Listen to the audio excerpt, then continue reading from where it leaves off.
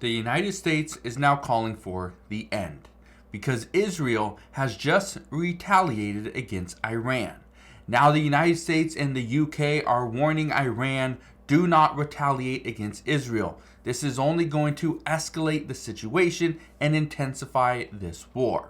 At the same time, we are now hearing that Iran does plan to retaliate. However, they are only going to do so when Israel is at its weakest point, when they are actually going through attacks from Hamas and from Hezbollah in Lebanon. So I'm going to break down what's going on at this time, why so many are worried, because this little conflict is now turning into a massive regional war, which is only drawing in more and more larger companies like the United States, Russia, even Korea. Okay, I want to break down what's going on at this time and explain why this should be worrying to many people. So I'll break it down in just a moment, but all I ask is one thing. Takes 2 seconds. Go ahead, hit that like button if you enjoy these daily updates. And now let's begin.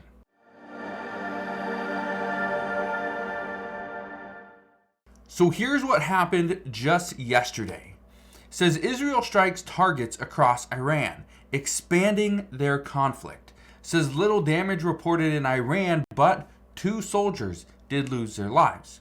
It says Israel said it had the right to retaliate to Iran because of what happened on October 1st. Now, here's what we know.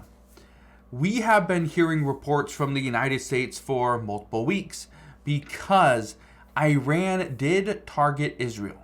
They sent in 180 ballistic missiles into Israel. And Israel was patient and just waiting for the right time, according to reports. Well, that time was yesterday. They were trying to determine which targets to hit. Well, ultimately, they did come to a decision, and they decided they would not hit any oil or nuclear facilities. Instead, they were going to hit military facilities. Things that were places that were holding missiles. That's what they decided to hit. Now, I want to show you this. It says Israel strikes Iran in high-stakes retaliation. Look at this. It says the U.S. is urging an end to direct Israel-Iran fire. Experts say it's too soon to tell. Right now, it says down here, the ball is now in the Iranian leadership's court. What we know, okay, is that this will likely not end. But that's what the United States is calling for. It says Iran will not be deterred by escalating in the future if it so sees fit. Neither would Israel. Okay.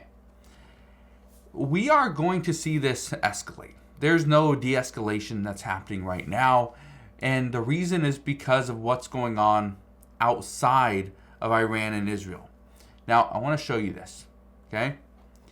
Iran is now mocking Israel's weak attack as hardliners are calling for a reprisal. Now, what's interesting, though, are things like this, where Israel is still going into Gaza, still trying to find the hostages. And this report says Israel raids North Gaza hospital as UN warns darkest moment is unfolding in the Strip. But, like I said, there's still more going on with Lebanon. Right here, says 2 killed in Israel's attack on Iran. However, Hezbollah targets Israeli bases. Israel is still fighting a war with Hezbollah. They're fighting this war with Hamas in Gaza, and now they're fighting Iran directly. Now, I want to read something to you. Let me find it really quick because, again, this is troubling, but this is also what we've been seeing for quite some time. Now, the one thing I can tell you, though, is this isn't going to stop. Okay? Look at this. It says right here, in what amounted to a holding statement, the foreign ministry condemned the attack, adding, Iran feels entitled and obliged to defend itself against foreign acts of aggression. The Iranian government spokesperson, Fatemeh something, said that Only limited damage has been done, and that the pride of Iranians had been strengthened by their response to the attacks. But an internal political debate has already started on how to respond that is likely to replicate differences inside the political elite that have been evident ever since Iran surprisingly elected the reformist Masoud something as president, partly on a ticket to improve relations with the West.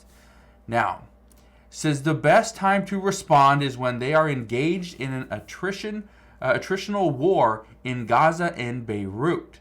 On social media, there were calls of Operation Promise 3, a reference to the code name given to Iran's first attacks on Israel. Okay, so social media, they're already calling for a response. Now, what this person is saying is the best time to respond to Israel is not when they're sitting there waiting to shoot down missiles.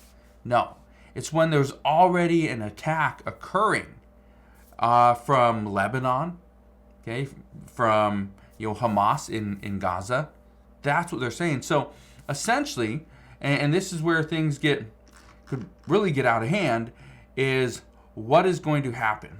Okay, look at this. Here's where we're at. Here's Israel over here. Okay, and then obviously there's these attacks right here in Lebanon, and then Israel's fighting this war with Gaza over here on the Gaza Strip, but right over here in Iran is where they're attacking as well. So Israel is being attacked from the north, they're being attacked from the west, and they're being attacked from the east. Yeah, they're being attacked from 3 sides. This is why some say this is concerning. Now, here's what you need to know. There's 5 things you need to know about Israel's attack on Iran. Now, I want to be very clear on this. This is something that AP News put out, but I just want to kind of expand on it. Multiple targets were struck. Yeah, there were multiple targets struck, but here's the thing.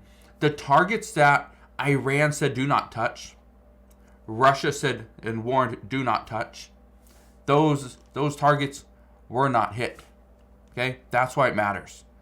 What wasn't hit also matters. Okay? The strikes did not appear to target facilities that would all but ensure a harsh Iranian response. Those most notably include Iran's oil infrastructure, the backbone of the OPEC members' economy, and its nuclear facilities. President Biden earlier this month said he would not support an Israeli strike on Iranian nuclear sites.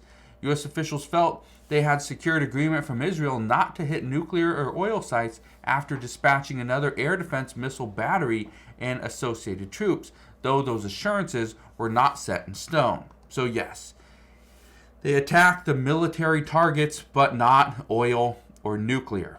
That was the good thing. Another thing, this attack isn't finished. The retaliations are just going to continue. They will likely continue to increase in kind of intensify from Iran's standpoint. From Israel, this attack that they just put on yesterday is likely not to do a whole lot because in many people's opinion, it didn't intensify anything. It was just a response, but they didn't escalate the situation. If anything, it might have been a slow de-escalation, but we'll see. Now, here's the other thing. The U.S. wants this to be the end of direct Israel and Iran fire, but it might not happen. The reason why it might not happen is because there's going to be a response, mainly because that's what not the American people, but the people of Iran want. Now, here's the other issue. We are about 10 days away from a U.S. presidential election. This election could spur protests and violence around the world. Look at this article from the Associated Press. Russia and Iran may fuel violent post-election protests in the U.S., according to intelligence officials. Yeah, it could happen. Now, if it's going to happen, I don't know for sure, but it could happen. This is where we're at in this time. Many people are extremely concerned about the road that we are currently on. All I can tell you right now is yes, Israel just intensified this war with Iran, and it's likely going to draw in more and bigger names like the US, Russia, North Korea, China, and more. So we'll see what happens moving forward, but that is what we know as of today. So again, thank you guys for watching. Consider subscribing, and I'll see you guys on the next one.